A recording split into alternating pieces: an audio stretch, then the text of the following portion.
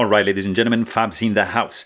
And today I've got two pretty cool pieces here with me. These are Holt Bladeworks Specter version 2 Prestige.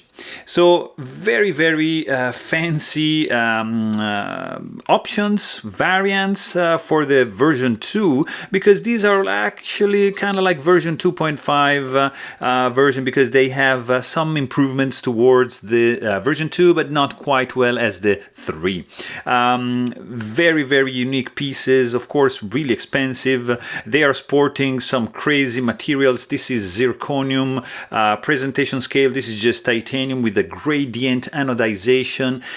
This guy, of course, Dama steel blade. This is sporting M390 steel with some cool mirror polish going on. Damascus pocket clip. The overall fit and finish is incredible. Action, absolutely spot on. The grip is just spectacular, very nice.